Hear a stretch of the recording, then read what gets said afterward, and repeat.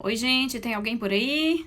Nós vamos começar uma aula daqui a pouquinho, mas queria que se tivesse alguém por aí me desse um retorno, se vocês conseguem me ouvir, se conseguem me ver, como é que tá aí a voz, a imagem. Alguém pode me dar esse feedback aí, por gentileza? Catiana, Wesley, tô vendo que tem uma galera entrando aí. Eu queria esse retorno, gente, sobre som e imagem. Se vocês estão vendo bem e se estão ouvindo bem. Alguém sinalizou aí pra mim, tá ótimo, beleza, brigadão. Então acho que tá tudo certinho, né? Todo mundo ouvindo direitinho, todo mundo vendo direitinho, tudo certo. Aqui pra mim eu tenho um pequeno reflexo atrás, mas acho que nada comprometedor, não. O importante aqui é a aula.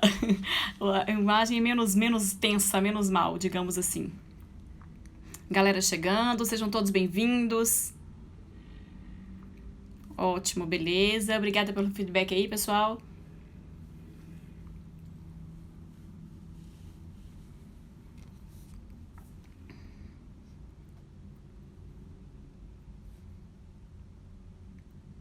Boa noite. Alguém tá dando ali boa noite, prof? Boa noite. Galerinha da minha terra natal entrando aí, lá de Minas Gerais, das Minas Gerais, Montes Claros. É isso aí. Estou dando um tempinho pro pessoal ir chegando, já já a gente vai começar o nosso conteúdo. Enquanto isso, vão me sinalizando aí se a gente tiver algum problema com o som ou com a imagem, tá? Com som e ou imagem.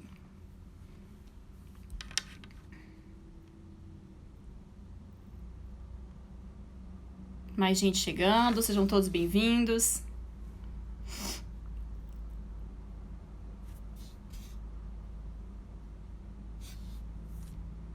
Eu acenei aqui, era pra todos, tá? Acho que foi pra alguém específico aí, mas era pra todo mundo.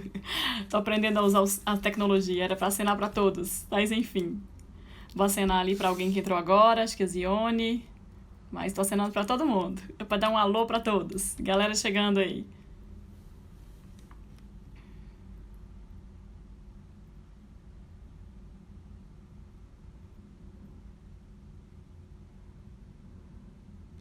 O Rony tá perguntando ali, aulas presenciais quando? Então, Rony, dependemos aí, né, das autorizações governamentais. A gente não tem autonomia, né, para voltar às aulas presenciais sem os órgãos públicos liberarem. Então, por enquanto, todos nós, Brasil afora, né, é uma situação de todo o país, as aulas presenciais estão suspensas.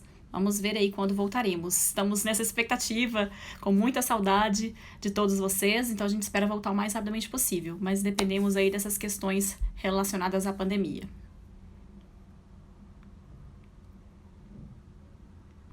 Mais gente chegando. Olá, galera. Boa noite para todos.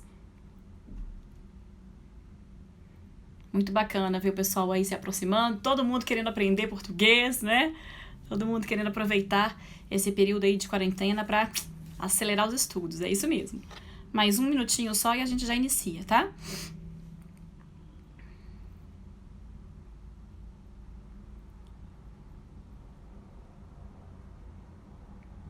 Tudo certinho aí pra todo mundo? Imagem, som, tudo ok? Tudo belezinha? Tudo nos conformes?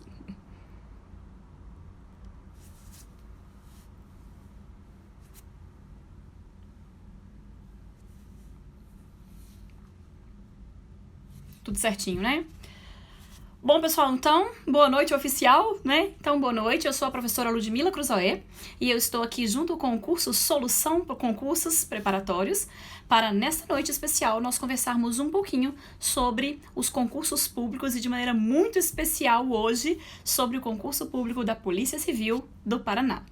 Então, nesta aula, nós vamos falar sobre um conteúdo que a banca que é a responsável por esse certame, né, o núcleo de concursos da UFPR, é um conteúdo que a nossa banca gosta muito, né, um conteúdo queridinho aí da UFPR, assim como de muitas outras bancas, mas é claro que aqui o nosso direcionamento vai ser para o núcleo de concursos da UFPR.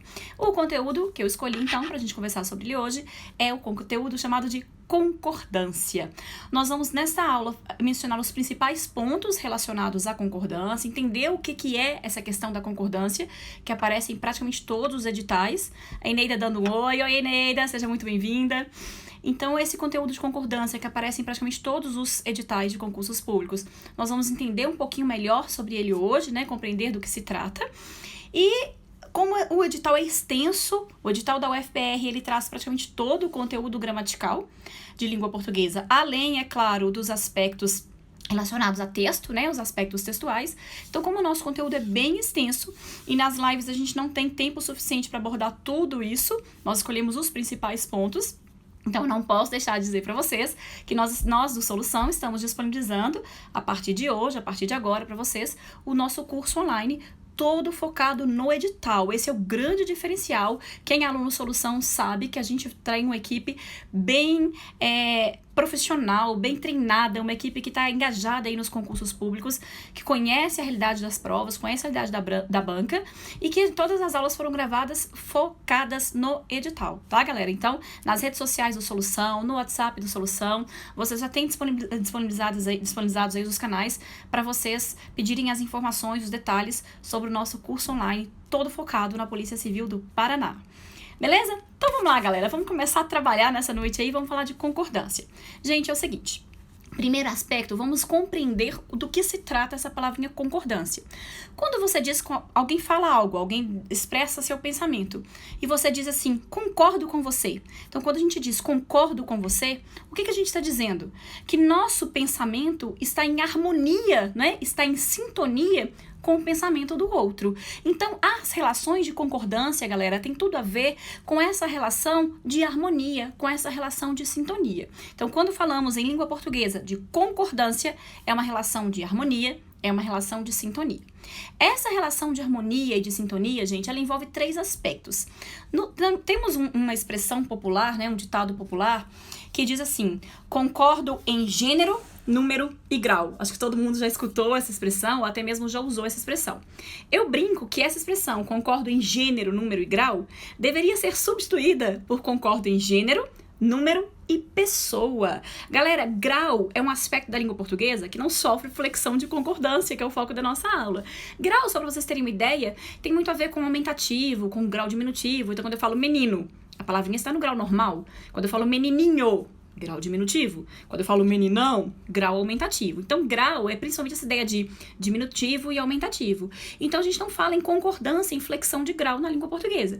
Por isso que eu brinco que o ditado popular concordo em gênero, número e grau deveria ser concordo em gênero, número e pessoa. Então, quando nós falamos em concordância, concordância é relação de harmonia, é relação de equilíbrio, é relação de sintonia que vai existir entre as palavras das frases, das palavras dos enunciados, e essa relação de harmonia, ela vai existir de acordo com 3 aspectos.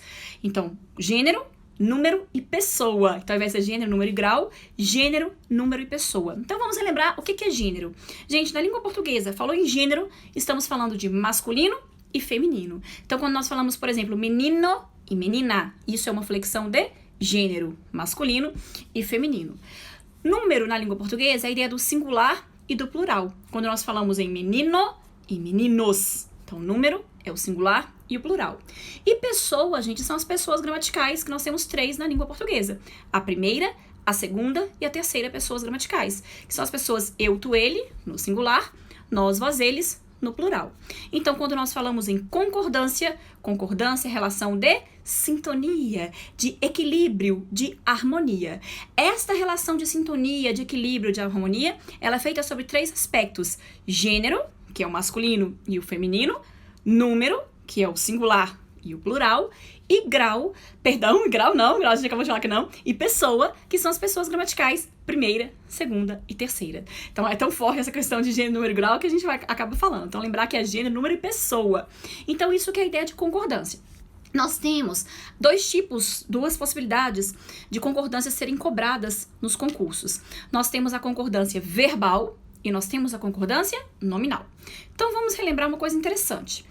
Na língua portuguesa, existem 10 classes de palavras, pessoal. 10 classes gramaticais. Uma prova não vai ficar te perguntando quantas classes gramaticais existem, quais são as classes gramaticais. Mas é interessante que a gente saiba que existem 10 classes gramaticais, 10 classes morfológicas, 10 classes de palavras, e que dessas 10 classes, quando a gente tira o verbo, que é a classe verbal, né, a única classe que pode ser conjugada, conjugar é esse negócio de colocar no passado, que é o pretérito, no presente, no futuro. Quando a gente tira o verbo, as outras 9 classes que sobram, nós chamamos de classes nominais, tá? Então, na língua portuguesa, nós temos 10 classes de palavras, 10 classes morfológicas, 10 classes gramaticais. Tirando o verbo, as outras 9, nós chamamos de classes nominais. Por isso que quando falamos em concordância, existe então a concordância verbal e existe a concordância nominal. A concordância verbal, como o nome já diz, ela diz respeito ao verbo. Então, concordância verbal é como que o verbo vai se posicionar na frase, vai harmonizar com as outras palavras da frase. Já a concordância nominal, como que as outras palavras da língua portuguesa, sem ser o verbo, como que essas outras classes gramaticais vão estabelecer relação de sintonia, de harmonia com as demais palavras da frase. Então, concordância verbal e concordância nominal. Na concordância verbal, eu vou falar muito mais da concordância verbal, porque ela cai com mais frequência nas provas do núcleo de concursos da UFPR, tá? Na concordância verbal, gente, nós vamos ter uma regra geral. Quando o professor de português vem com esse papo de regra geral, pode preparar que lá vem exceção. Mas isso não significa que a gente não tenha que conhecer e dominar a regra geral. O nome já diz, se ela é geral, ela vai se aplicar à maior parte das situações, não é? Então, galera, a regra geral da concordância verbal, ela diz pra gente que o verbo estabelece concordância com o núcleo do sujeito. Ju entrou ali. Oi, Ju, uma aluna muito querida. Olá, Juliana. Então, gente, eu sei que todos vocês são alunos muito queridos, tá? É porque a gente olha rapidinho ali na tela e visualiza alguém e aproveita para dar um oizinho para vocês. Mas, enfim. O verbo, gente, ele deve concordar com o núcleo ou com os núcleos do sujeito. Olha o que eu falei agora. Eu não disse que o verbo concorda com o sujeito. Eu disse que o verbo concorda com o núcleo do sujeito. Então, galera, a gente tem que entender o que é esse negócio de núcleo do sujeito. Gente, sujeito, de regra geral, é o ser sobre quem contamos algo. Então, o que é o sujeito? O sujeito é o ser sobre quem contamos algo. O algo que a gente conta, né? Aquilo que eu conto sobre o sujeito é o predicado. Então, a gente pode resumir assim. Saudades também, Ju. Saudades de todos vocês. Saudades das nossas aulas presenciais, que em breve estarão de voltas. Assim há de ser. Então, gente, o sujeito é o ser sobre quem contamos algo. E o predicado é esse algo, né? O predicado é tudo aquilo que nós declaramos, que nós contamos sobre o sujeito. O sujeito pode ser representado por uma só palavrinha, ele pode ser representado por várias palavras, ele pode ser representado por expressões. Então, eu preciso compreender no meu sujeito quais são as palavras principais que nós vamos chamar de núcleo. Então, núcleo, pessoal, é a palavra-chave, é a palavra principal. Então, núcleo do sujeito é a palavra-chave, é a palavra principal que está ali dentro do sujeito, que vai ter sempre uma natureza substantiva. Então, o sujeito pode ter apenas um núcleo, aquele sujeito que nós chamamos de sujeito simples, ou ele pode ter 2 ou mais núcleos, aquele sujeito que nós chamamos de sujeito composto. Então, o que é sujeito? O ser sobre quem contamos algo. O que é predicado? É esse algo, é tudo aquilo que nós contamos sobre o sujeito. O que diz a regra de concordância verbal? Ela diz que o verbo, que vai estar lá no predicado, deve estabelecer relação de concordância com o núcleo ou com os núcleos do sujeito. Então, nós temos sujeito e nós temos predicado. O verbo fica aqui, ó, no predicado, mas ele tem obrigatoriamente que estabelecer concordância, ele tem que estabelecer essa relação de sintonia, de harmonia, com o núcleo ou os núcleos do sujeito. Então, eu preciso identificar sempre, com muita cautela, quem é o núcleo ou quem são os núcleos. Às vezes é bem fácil, a gente tem uma palavrinha só, mas às vezes a gente tem mais de uma palavra. E às vezes a gente tem uma palavrinha só, mas ela está no plural. Então, por exemplo, se eu falar assim, ó, o aluno chegou, o meu verbo chegou está concordando com o núcleo do meu sujeito, que é a palavra aluno. Essa relação da concordância verbal, ela é feita em número, né? Então, aluno é uma palavra singular, por isso chegou, o meu verbo também está no singular. E vejam que se fossem os alunos, então mesmo que o meu sujeito agora continue tendo apenas um núcleo, é só a palavra em alunos, mas essa palavra está no plural. É porque muita gente faz confusão e pensa assim, sujeito simples, verbo no singular, sujeito composto, verbo no plural. Não, não.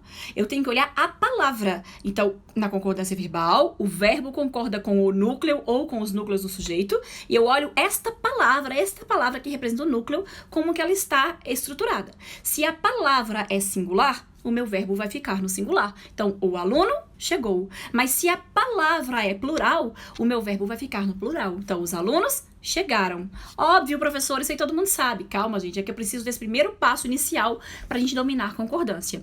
Então, por mais que a expressão os alunos, eu tenha um único sujeito ali chamado de sujeito simples, um único núcleo,